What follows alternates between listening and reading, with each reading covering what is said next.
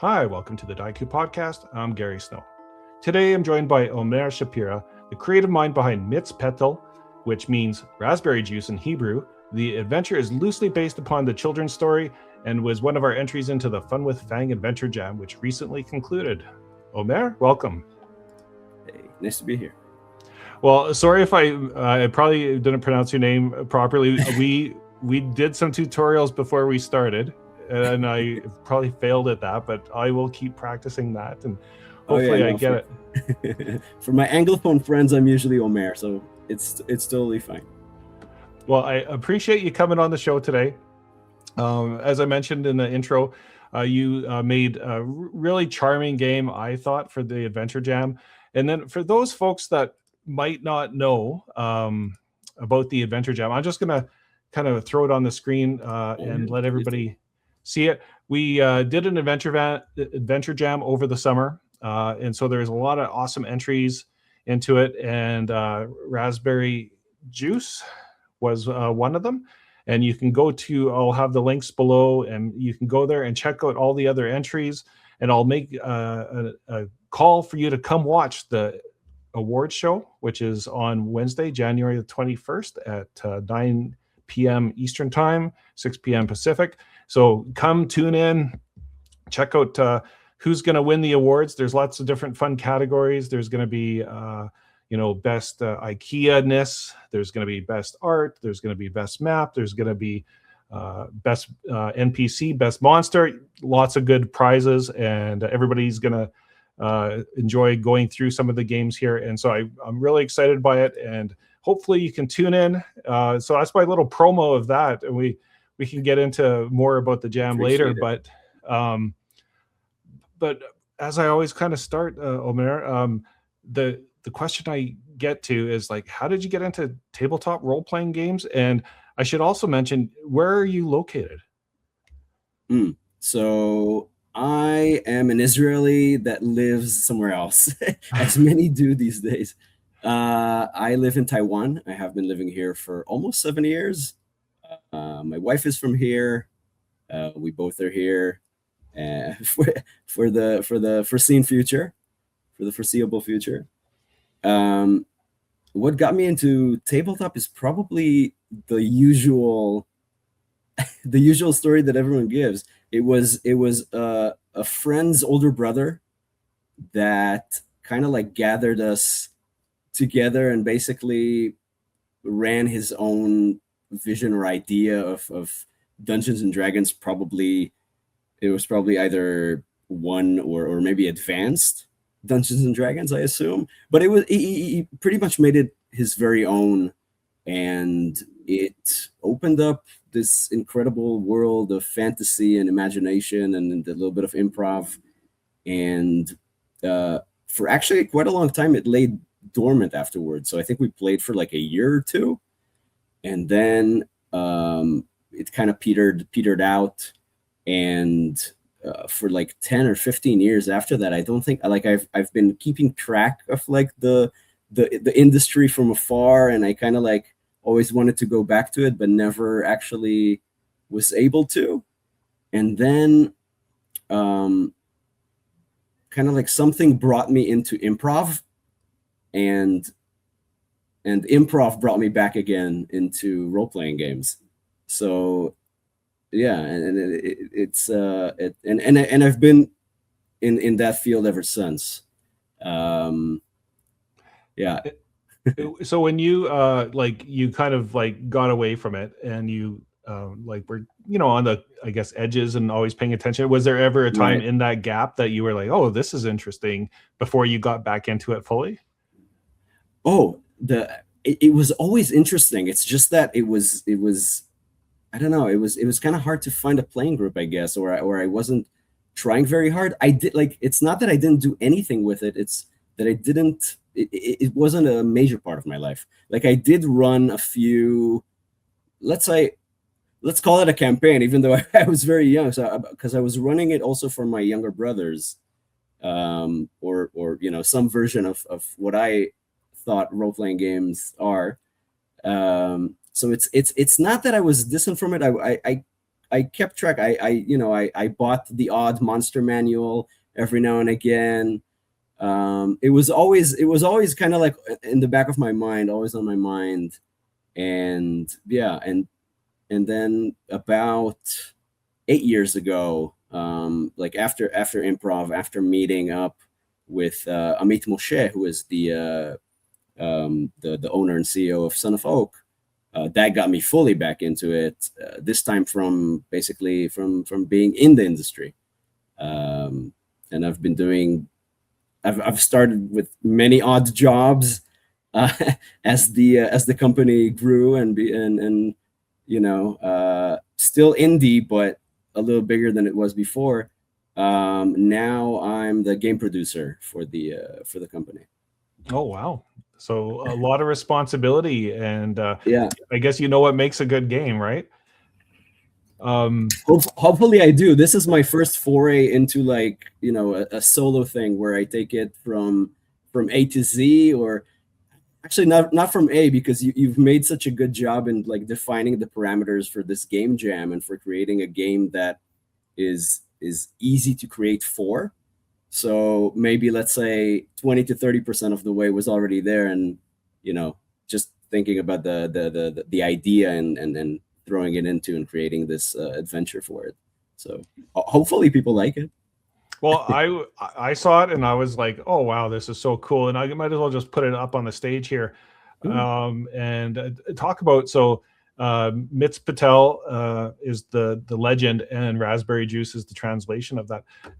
How did you have the idea for the adventure in the first place? What kind of sparked your idea?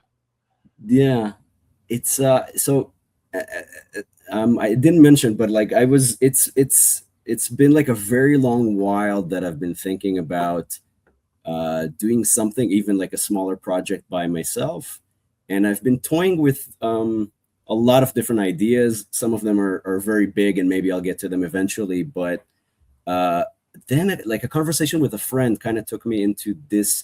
So he had a kid.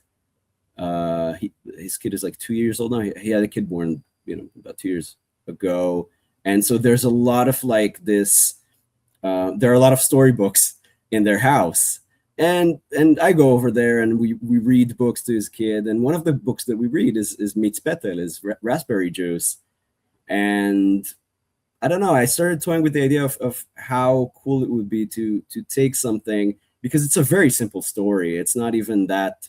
It's not even that good, to be frank. But some of the initial ideas are there, that can work in this sort of like dungeon crawl, or sort of like a mist. So the initials, the real story is about like a mystery of who this animal is. They don't know, and that's also why the front cover doesn't actually show the titular Mitz Petel. He's on the back cover, so it's kept secret. But so the game starts as like a mystery, and you need to discover who this creature is. But then when I started working on it, and then when I toyed with more ideas and more ideas, and more things came, then something switched around, and it's not just like a mystery of who the person is, but other themes kind of like came into play for me for this adventure.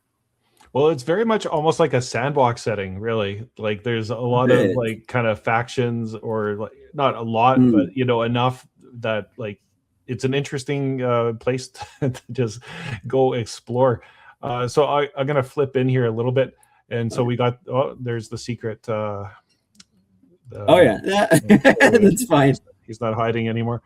And so tell us like the original story. Like you said, there's not much to it, but it's not much to it here. It's in this. Yeah, it's on this. It's basically on this page. So the original story has lion and giraffe walking around in the forest, and kind of like being curious about Mitz Petel's identity. Everybody knows that Mitz Petel lives in the forest, but nobody knows what animal he is, because he's very he's very secretive, or at least it seems like, they say he's very secretive, but later on in the story, he just gets out of his house and starts working in the yard, so it's easy to find out who he is. But because it's a children's story, then it has the simple elements. So anyway, they go up to his house and they stand outside and kind of like try to think what kind of animals he might be, and then they hide so that when he comes out, they won't see him and won't get scared. But they have trouble hiding. The giraffe is tall and skinny, and the lion is like stocky and broad but short. So they try hiding behind different things, making a mess of it, but finally being able to hide behind the things that hide them best.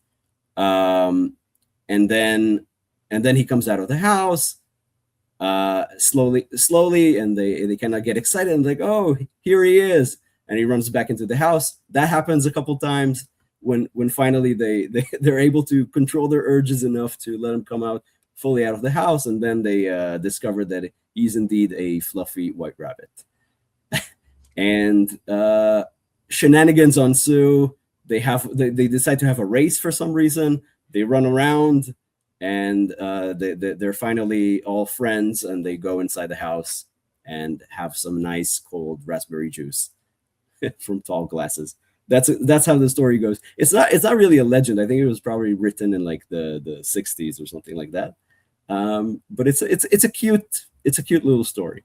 Yeah, it keeps the kids excited. Yeah, I thought it was. And did you grow up with that? Did you like hear that from? I did. Yeah. Oh yeah, definitely. It's something that my mom used to read to me. So every animal would have its voice, and I think in like the late. I think it's early 90s. There was like this video cassette also that had like an animated version of Mitz Petel, and it was also very cute. It had the all the exciting kind of like sound bites that you're looking for a children's story. Yeah. Well, it's funny. I went on YouTube and I was desperately trying to find like an animation of it at some point, and I'll send it to you. I couldn't. Oh, yeah, okay. I couldn't find one. I will. Yeah, it's probably just in Hebrew. That's the reason why you weren't able to locate it, but I'll happily send it. Okay, cool. Yeah, I was able to track it down. Yeah, awesome. And so we've got the setups. We got some pre-gen characters. And what I really like what you did here, and so for those that might have not ever played Fangelsehala before, like there's kind of some archetypes. There's like, everything from warriors to elves to dwarves and that kind of stuff. And you kind of took that and applied those same kind of attributes to some of the animals, which I thought was very clever, that are like pre-gens in the adventure. Right. Yeah, and you did a fantastic job, because always the temptation is like to like you might mess with the cores, like at least from like my perspective, and you did a really good job of like having the archetypes by their attributes, and you did an awesome job on that, and all the little fun extras that each, or negatives that each thing gets. But they're all cute animals. And who did the art for you? So that's the thing. They never told me their name. So I found them through. I was looking, basically the query that I wrote down was IKEA animals or something like that, and through like an old forum or something like that, I managed to find this artist who I only know by the name Moon Art. So moon, like the moon at night. So we'll call them Moon Art, and that's how I also attribute them in the credit. I don't know their actual name, but they've been a joy to work with. Very creative, and they did an amazing job with the animals. As you said, they're very cute. Well, that's almost a mystery unto itself, right? Exactly. Who is my artist? Yeah, that's that should be the title of this show. And you've got a bear and raccoon and an ostrich, which I thought was fun looking. And the ostriches, the ostrich came out really. It's one of my favorites for sure. And all the thing that I really liked here is the naming, because I wanted to write it in like the Swedishified Hebrew. Yeah. So the names of the animals on the left are basically the Hebrew, but in a Swedish way, and then what animal it is. And then for those that might not know, Fangelsehala obviously leans into the like IKEA vibes and children's storybook vibes. So like it's totally on point as far as that goes. And you got a snake and an alligator, and each one of them has their own like unique weapons and that kind of thing. So you can just get started right away. And I'll make a pitch here that I think this is an awesome starting adventure for young kids. Like it was definitely created. Yeah, it was definitely created with kids in mind. In the end, like the way that some of the wording, and maybe there's some content that you wouldn't want, like I don't know, like there's like a game room in one of the, so Mitz Petel has a castle in this adventure, and I don't know, in the game room then there's smells of tobacco and there's like alcohol and stuff like that. So maybe there are things that are not child friendly that you can kind of like cut out, but like very little. Most of it is it is meant with kids in mind, so you can run it to kids. And what kid does want to play an alligator? Exactly, and witch doctor alligator to boot. I was thinking more than like Aesop fables, and you have like we always like personify certain like ideas on animals. So here I was also going with like common D&D tropes, I guess, or role-playing tropes. So like the lion is kind of like a paladin, and the I don't know, the giraffe is like a support sort of archer sort of like character, and so on. So the alligator is a witch doctor. Cool. And the raccoon is a tinkerer. Yeah, he's definitely like a rogue tinker thief sort of. Yeah, very cool. The bear is a barbarian. Yeah, it's all fun, and like I said, you did a fantastic job matching kind of like the attributes and the little bonuses and stuff like that, similar to what you would find in the normal core rules. And then I also really enjoyed your rune stones. And so if for those unfamiliar with the game of Fangelsehala, when you cast a rune stone, you often have to make a saving throw versus will, because it takes some energy to do so, and you could get trauma from that. But some of the effects were very fun, and I'm almost jealous of you, because these were like lighter kind of magic effects, silly. And it's fun. Like they're all like really kind of like playful. Yeah. Some of them I really went to town with. Some of them are very silly. But yeah, I was, again, because it's like because of this, like the children's storybook inspiration of it all, and because we wanted to keep it like light and silly and kids friendly. So yeah, like I don't know, 3 for example, like the Floaty McFloat face with someone's head just becomes like a balloon, and they float around the room, which is, I don't know, you can I guess you can use it to get to a higher place. You can use it to make a monster immobile for a time. But yeah, it could be good, it could be bad, depending on how you use it. And like well, before the show, I think it also depends on what your players bring to the table, how they use the elements that you give them. Well, that's one of my favorite things in playing, is when players take something and they use it in a way that you would have never expected them to use it. And that's the magic of tabletop role-playing games, is it's that improv of like, okay, you've given me this, I'm going to do this with that. And as the Doomsayer or GM in this game, it's always fun to kind of have that happen to you. And that's truly where the magic, I think, happens in role-playing games. Absolutely. And another thing that I really like, because in the original game, so the rune stones are, I assume that the art that you made for them is Futhark. It's like the Norse runes, right? So I was thinking because it's like it's an Israeli game with Hebrew, so it could be nice to have the rune stones be Hebrew letters. And I, not many Hebrew speakers, so it would look exotic and cool and magical to anybody else. I didn't know, so that's I saw the symbols and I was like, what is that? So I'm glad you answered that. I was gonna. Yeah. So yeah, it is Hebrew. It's not.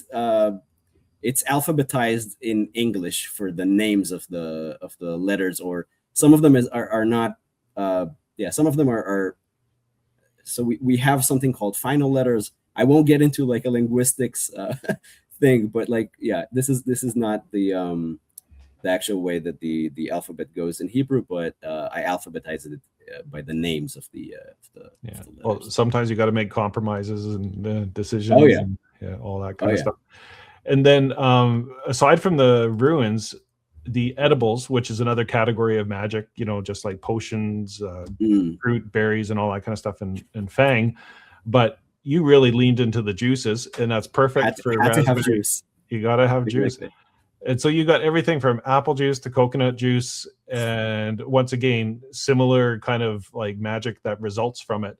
It must have been fun to come up with these because, and as like I'm reading through them, I'd go, oh yeah, I could totally see using this, and like when you would use it. Right. That was actually like a sort of like I don't know, like a thought experiment that I did with my wife. We were, because I was saying I need 24 juices. Can we come up with 24 fruit juices that are common enough, or that representative enough, and that can actually, like, and we can think of benefits that would make sense. So some of them were easier than others. I think like with the grape juice, then I kind of like went. There's this idiom in Hebrew. I don't know if something similar exists in English, but it's something like about like when wine comes in, secrets come out. I mean, that's a rough translation of that. So I was thinking grape juice could be funny for that. So grape juice is an edible that your character can use to gain some knowledge of maybe about what's behind the next door, or maybe what we should do next. But then it kind of makes you drunk. I don't actually say that it makes you drunk. It makes you dizzy afterwards. So you get some knowledge, but then there are the effects of the wine. I mean, essentially wine, but here grape juice. And then had to have raspberry juice, which would make you fast in a race. So raspberry juice here, I think, allows you to either pursue better or flee better, depending on what you want to do. And that goes in, it links nicely with the rabbit that's racing. Exactly. Yeah, perfect. Exactly. Yeah. It leans into the story. It leans into the name of the titular character, and it actually, a bit of a spoiler alert, it would work in one of the scenes, in one of the scenes later on. It would help you. Awesome. And then you also have like just items, like everything from a deer antler circlet to a dog snuff box. I don't even know what a dog snuff box is. So a snuff box, I think, is like this old, to me, it's like very like Victorian or Edwardian of like, I don't even know what was inside. Maybe it's tobacco. Maybe it's like something else. Like I've heard the term snuff, like snuff box, but like I think it is a tobacco box type of thing. Yeah, exactly. It's like a tobacco box. Yeah. So I was, I mean, obviously I wanted items that are related to animals. And then I was thinking about a way that some of them are a little punish. It's a bit like a pun. But I was thinking about like, things about the animals that would make sense. So dogs have a very good, they can sniff, right? They have a very good sense of smell. So I was kind of trying to tie it into the animal and what they're known for, maybe, or like an attribute that we give animals when we anthropomorphize them. So that's how these came to be. So some of them are animals from the pre-gens, and some of them are like other animals that I think would be cool to have in this setting, or any Yeah. other. Well, all of them, you did such a good job on all the magic items. Like, Thank you. all of them were just kind of, and this is where I'm like the rules nerd, where I'm like, you hope you put it out there that you invite people to make games and adventures in your world or in space, and I really appreciate how good you were at like kind of nailing it. So I appreciate that. Thank you. Yeah, no, it's always a thing where you have to, with game design, you have to, like create something that's cool enough to use, but also has its limits or has like potential uses, but maybe not others. But then again, as you said, at the end of the day, it's about what your players do with it. So I created some cool toys, and now we need to see like how the players utilize them and what they actually bring to the table with them. Let's move on to your the background of the kingdom of maybe you can do the pronunciation for me. Sipur. Sipur means story or tale or yeah. So so I wanted to. So when I was thinking about the adventure that I wanted to create, or actually the story that I want to convert into an adventure. So some other ones came to mind as well, and it's funny that you mentioned factions before, but there's actually one story that I was thinking that would actually be really cool to have several factions and all competing for like the same thing. So maybe in the future that's something that I'm gonna work on. But then in order to incorporate them, because obviously they're different stories by different authors, they don't. So I thought that it could be cool that they all happen in the same world, and I wanted them to be in Midgard, and I wanted them to be in the land of Fangelsehala, and but because it's all animal creatures, animal races, maybe they have their own kingdom or something like that. So I was thinking that it could be cute to have like this kingdom where all these tales can happen, but obviously not limited to the stories that are from my childhood. They can be anything that has to do with anthropomorphized animals. So Aesop's Tales, The Wind in the Willows, Redwall, and so on. And I'll make a pitch here for folks that have not checked out Fangelsehala and all the entries into the Adventure Jam is, and I hope people see that like this kind of setting is like really wide open with the children's books and the kind of Absolutely. the vibes of it. Like if you've ever read a fantasy book as a kid and like you've seen the illustrations, like you can kind of throw anything in here, and it's not gonzo, it's not like crazy, but it has that kind of children fantasy book vibe. At least I hope that you can kind of can put a lot of stuff in this.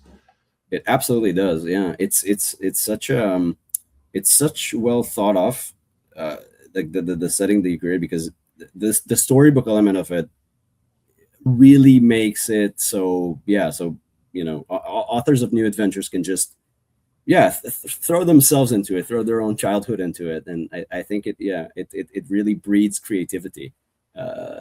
The world that you created here. Yeah. Well, I appreciate that. I wasn't trying to get kudos. Oh no, mostly I would like folks to like if you are interested in doing something similar to Omer here, like get the pencil crayons out. Like this is do your own art. Like this, if I can do it, you can do it. I've always said that with this game. So just have fun with it. But let's get back to the story.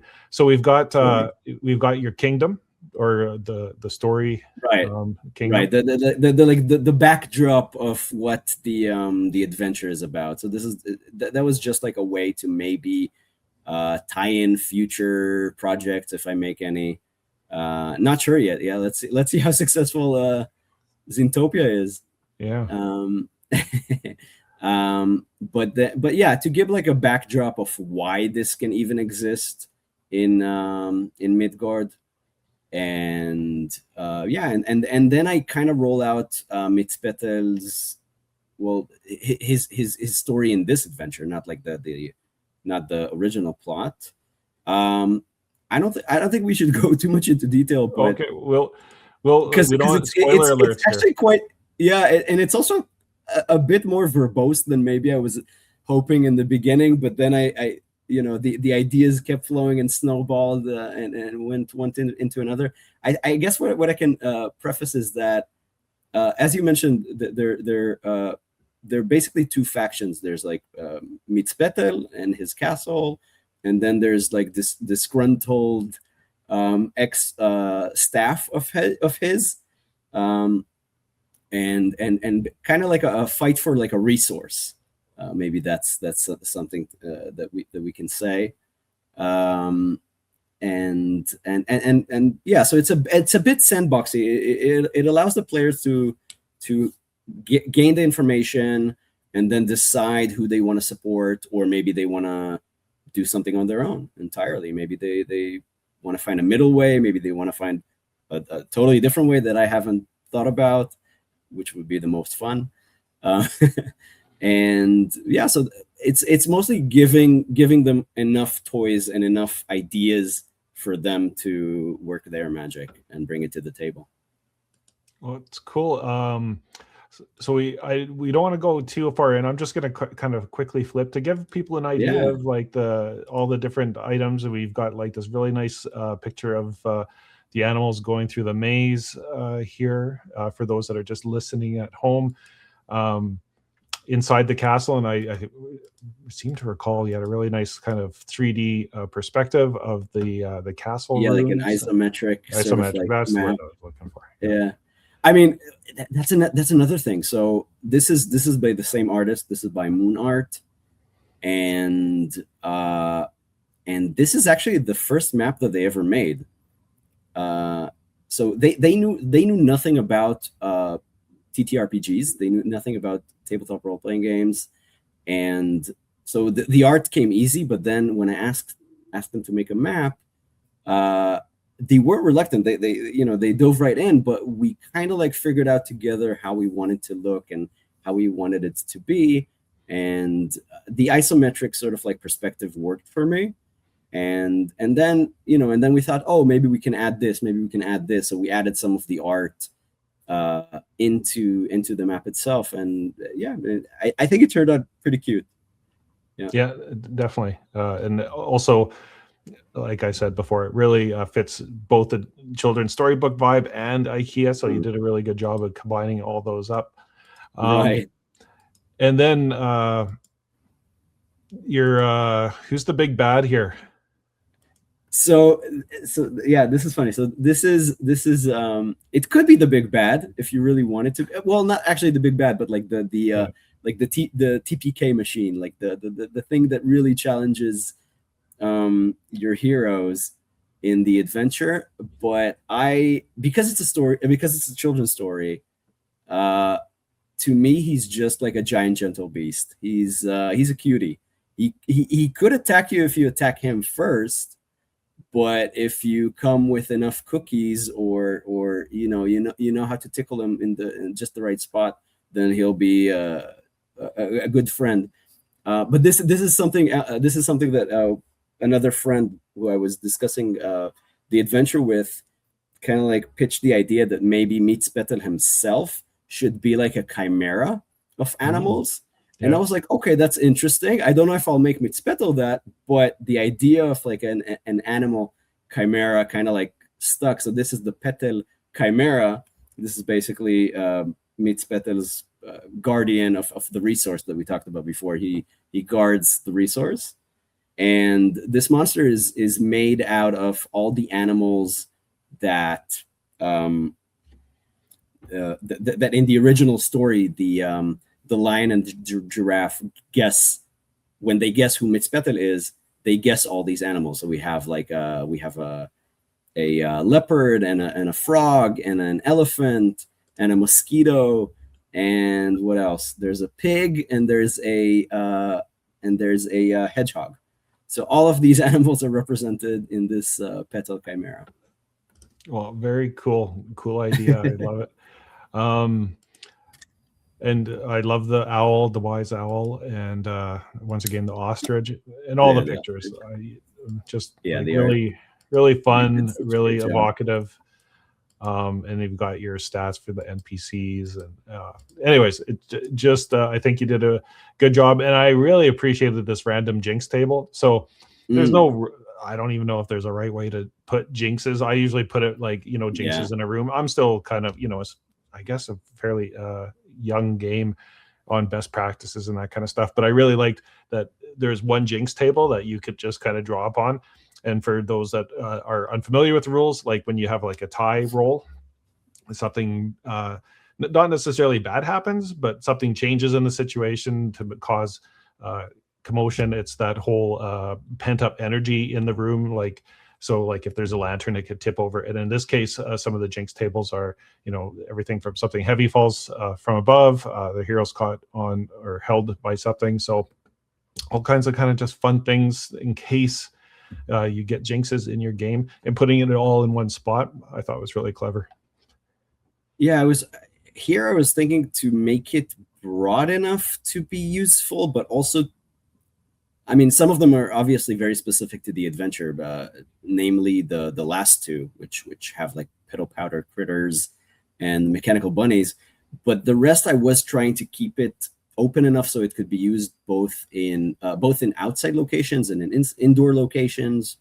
Yeah, I wanted it to be broad enough, but also still useful. So hopefully, I did a good enough job here. Well, that's good. It's almost like a mix of like a wandering monsters with like it just causes chaos in the game. So that's what exactly it's there for. Exactly. And then we got the back page with your little IKEA Mitz. Yeah, here he is. Yeah, here he is. Yeah, and the mechanical bunny also there.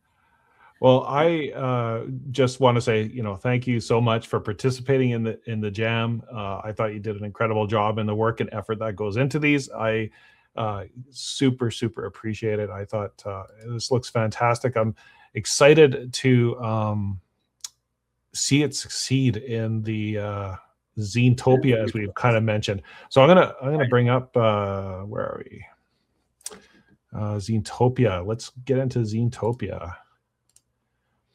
So for those that are unaware, if you're living under a rock, Zine Month, Zinetopia on BackerKit is where indie game designers are trying to get like a little bit of a foothold in the world of game design and start off with a zine. It's perfect. This is something that everybody can come together with in February and help support indie game designers.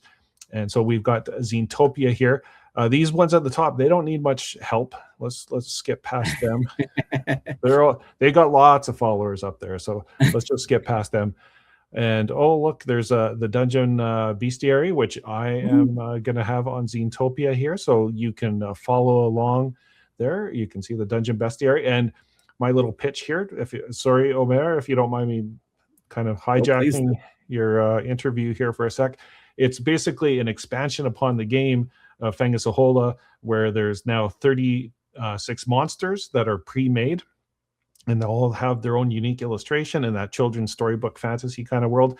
And there's new tables for the dungeon to add a little bit of freshness to it, new challenges, new objects, and new dwellers. So that's all going to be in there. And it's just like a further advancement of Fangelsehala.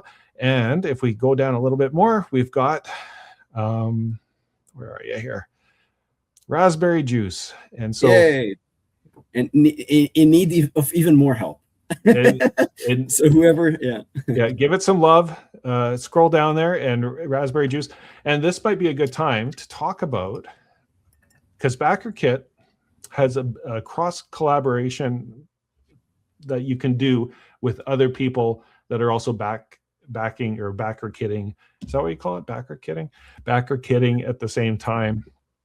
And me and Omer are going to do something that if you back both of our zines, you're going to get something. So, but you got to back both of us to get the thing. It's probably going to be a little bit of a digital download. We've talked a little bit about like an IKEA book of some sort with activities in it, maybe some dungeon puzzles, some coloring, that if you are wanting to get your kid into role-playing games, I would say Raspberry Juice is the perfect adventure to get you going and the kids going. It just totally, but between the illustrations and just the content of the game or the adventure, I think it's like a perfect starting adventure. And the rules for Fangelsehala, if you don't like my stuff, that's fine. Don't back me, but back Omer, and you will get a free, like, full digital copy of the Fangelsehala rules. So you don't need to back me, but back Omer, and you're gonna get the rules free. No, but please back Gary. I don't mind if you do, but you don't have to. But back Raspberry Juice here, and you're gonna get the zine printed, and we've already kind of gone through it, so you get an idea of it. And you'll also get access to the free rules for Fangelsehala, so you can play it all and you're good. And you're good to go. But yeah, back indie games on the backer kit and Kickstarter, and make sure that everybody is well supported, and back Omer's Raspberry Juice, because I think it's a really fun game. And we will see how it does in the upcoming award show once again on Wednesday, January 21st, 9 p.m. Eastern Time, 6 p.m. Pacific. We're going to do a live stream. We're going to go through all the games briefly, and we'll just talk about how awesome they are, and then we'll do a little bit of an award show. And we might have a special announcement after the awards come out about maybe a future jam that might involve monsters of some sort. A little bit of a teaser there. So like I said, get your pencil crayons out, because it might be a summer of monsters coming your way. And I think, especially like one of the things that somebody mentioned to me was that they really like the idea of like their kids playing, or not playing necessarily, but making like these adventures, because they're kind of, the rules are not hard, and that they could make it. And I think drawing monsters all summer could be pretty fun. Anyways, I'll just leave that teaser. I'll leave that teaser now, and just say that stay tuned for the live stream and a special announcement at the end of it, talking about maybe a potential jam upcoming that that your kids over the summer might actually really enjoy getting into. And so get those pencil crayons out, or iPads now. I guess I'm a little bit older than I think pencil crayons, but and so Omer, what's next steps for you? Like, I'm sure this is going to be a success. You're going to print it off. You're going to get it into backers' hands. We're going to do our cross collaborations. But what's next for you? You're going to take a breather, or you got something else in mind? So I still have my day job, let's call it. I mean, still making games in the industry. So production for Son of Oak stuff will continue. But as for solo stuff, I think this was just a stepping stone, and of a really good experience that I had in creating it. So I think there's more stuff to look forward to in the Kingdom of Sipur and elsewhere. But nothing concrete yet. I think we need a cool map. That's what I think. I can imagine cool of Sipur. Yeah. Oh, like, Sipur. Yeah. There's this artist that I follow. I think his name is Moreno Paisan or something like that. Yeah, I've seen his work. Amazing. Yeah, he makes fantastic fantasy style maps. And I reached out, and I was thinking about that. And so let's say this: if the backer, if like the campaign does especially well, maybe there's a not a pledge level. There's a stretch goal for a map of the Kingdom of Sipur. Maybe, yeah. Let's leave it at that. Well, I'll tell you an idea that I've been just desperately trying to kick around and see if it works for you, because like IKEA is kind of so ingrained within the vibes of the game. I had always thought of having a digital printout for people to print out and put in an IKEA frame. And so you could have your map. What do you mean IKEA?